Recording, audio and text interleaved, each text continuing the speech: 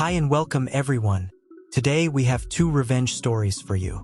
But before starting, I have a small request for you. As a new content creator, I would very much appreciate if you all could give this video a like and maybe even subscribe to my channel.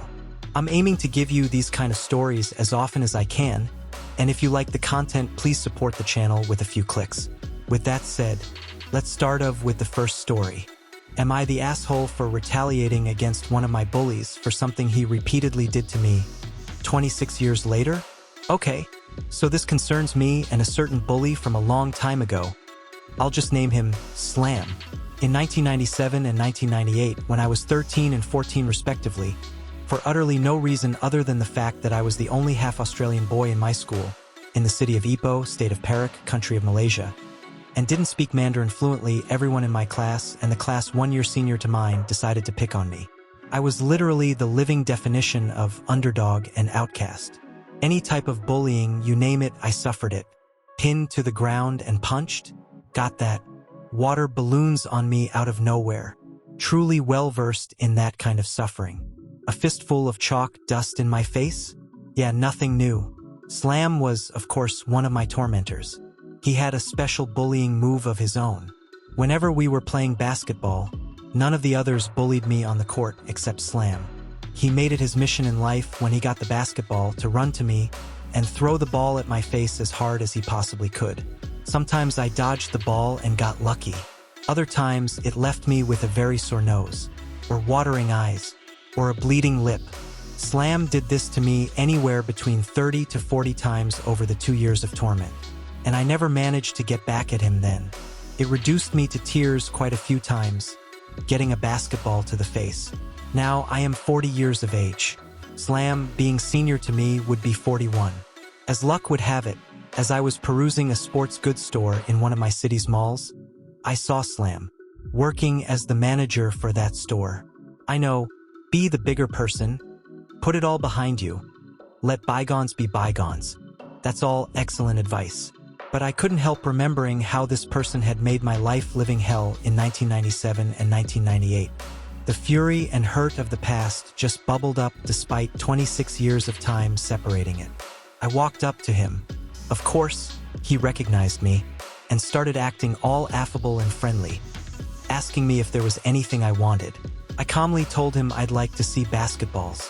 Off he went and got a fine Spalding NBA ball for me.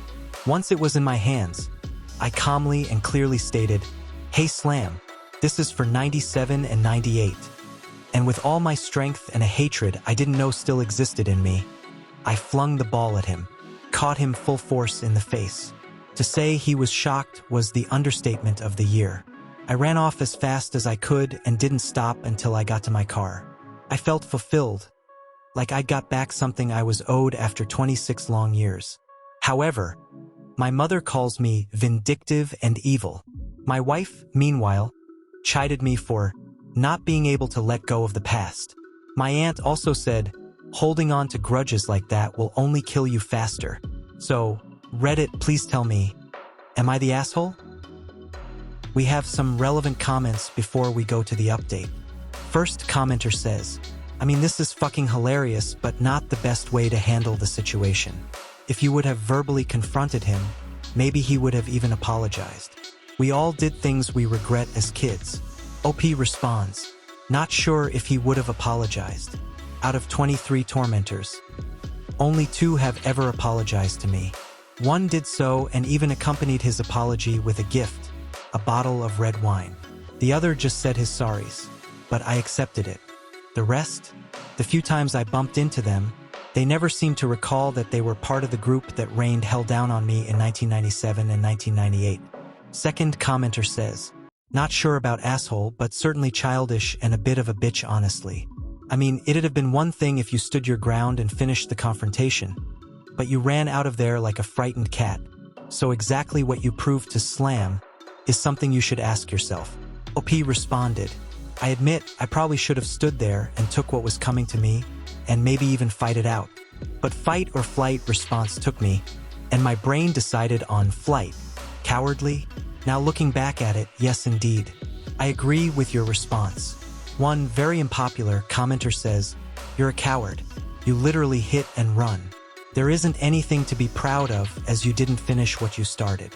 OP responded with, I can admit the hit and run wasn't ethical or fair.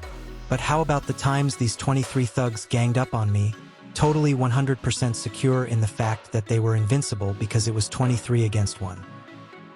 So 9 months later, OP gives us an update. Alright, I know it's been almost a year, but I finally decided to go and resolve the situation. Opinions were divided on my original post.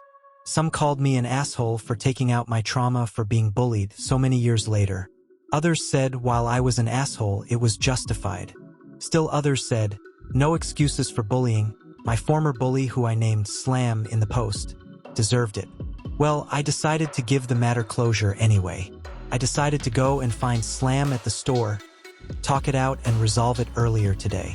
I went to the store after lunch and Slam was doing his rounds, inspecting the sports gear. He looked surprised to see me, and I raised my hands and told him I wasn't coming to cause trouble, but I wanted to talk things out. I didn't mince my words. I started off with a direct apology. I'm sorry for hitting you in the face with that basketball almost a year ago. I have no excuse. I was angry and let past anger just overwhelm me. I failed to control myself. It was my fault. He shook his head and his response surprised me in turn as he said, I have no excuse also. I remember what I did back then, and I really was a jerk. One hit in the face. I think I got off easy. Then the biggest shock of all, both of us laughed at that. Slam then said, look, come with me for a coffee. It's on me. I don't know how to patch up everything I did to you, me and the other guys, back then. But maybe we can have a coffee as a start. I accepted. We went to a cafe in the mall after Slam instructed the supervisor under him to take charge while he was away, and we talked. I showed him some pictures of my family, and he showed me pictures of his. He was glad to know I was in the tutoring industry, and even said that he might send his oldest child, 6F, to me for tutoring. We also found out we enjoyed some games in common, namely Borderlands 2, Diablo 3, and Doom 2016. After the coffee, he went back to his work and I headed to my car, on friendly terms. So, yeah, nothing dramatic or surprising, but a dignified and polite resolution to the matter. I was finishing up preparing my tutoring notes tonight and thought that I'd post this update, just in case anyone was wondering if the matter unfolded any further. Well, it's done and over with now, and I'm glad to say the shadows of my past have grown a little less dark now. For once, it feels good to read a story with a somewhat happy ending. We all have things we are ashamed of from our childhood and adolescence. Being able to own up to it and moving forward from past grievances is an important part of adulthood, which, unfortunately, a lot of people don't realize. Good for OP and his former tormentor. Now on to the second story. Aunt broke my model kit, so I took away her everything.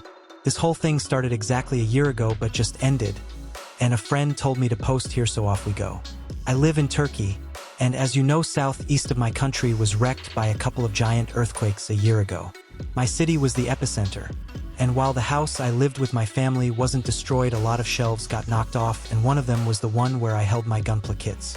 Out of all the kits I had, only one survived, a MG that was heavily customized. I had built it with my grandfather who passed away a few years ago, so I was ecstatic it survived. A few months after everything had calmed down, my mother called her relatives for dinner, which included Aunt B, not for bitch. Her name does start with the letter B. She came alongside her son, which is 8 and is an entitled brat. While the adults were drinking coffee, this little brat barged in my room and demanded to play with my computer, which I refused since I was editing a video for my college society and had the camera on. Well, the brat went back crying to his mother, who came and started yelling at me. While I was dealing with her, her little brat climbed my desk and took my model kit, then immediately dropped it and stepped on it. Rest is just yelling, me swearing them up and down and telling them they were going to pay for it, with her calling me a weirdo for still having toys, and that she wasn't going to pay for shit. My mother was at first a bit not into making her pay to keep peace, but when she realized it as the kit I made with my late grandfather, her father, she was angrier than I was and went out for blood. We took the case to a friend of ours who is a lawyer that specializes within family cases, and they told us since my camera caught it all, we would definitely win it, but it was better to come to an agreement out of court in a settlement since it would be cheaper. I pulled out a price list of the kits I needed to make an exact replica of the one that was destroyed, and it came just about $1,000, which came to about 25k to 27k Turkish lira with the exchange rate. Well, she refused, so we took her to court. She pulled all kinds of bullshit to not pay and delay. But the judge ended up making her pay $1,650 plus an order for her to pay any border taxes on the replacement kits alongside the court and lawyer fees. It completely fucked her savings, and her husband, who was already waiting for a chance to divorce her, took it.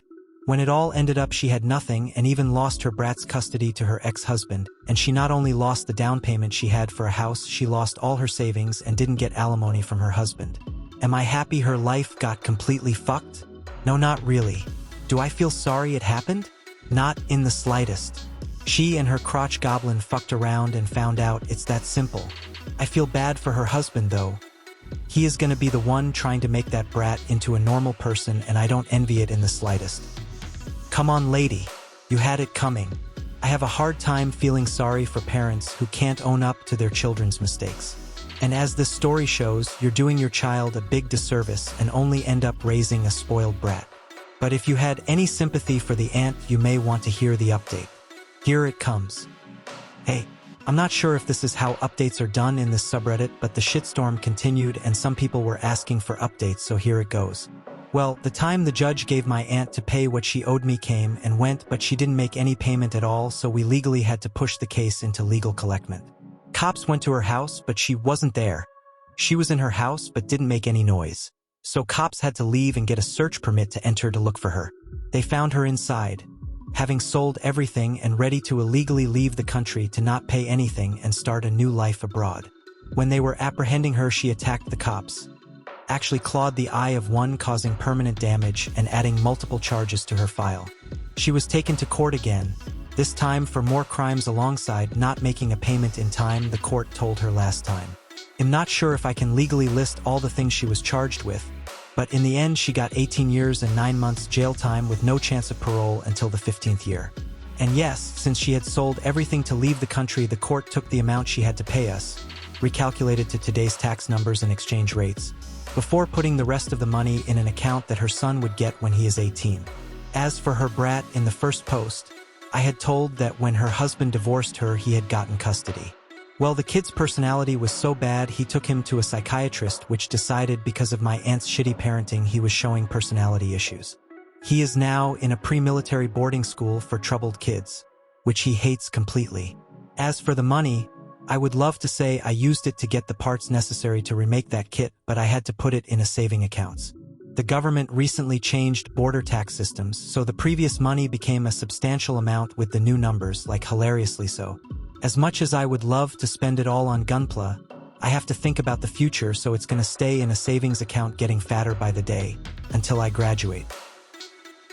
I'm almost lost for words, but what comes around goes around. I can't imagine that OP's conflict with the aunt was the only contributor to her long sentence, but holy crap, 18 years is a long time. That was all for today. I hope you enjoyed the stories, and until next time, be awesome. And don't forget to like, share, and comment, but most importantly, don't forget to subscribe.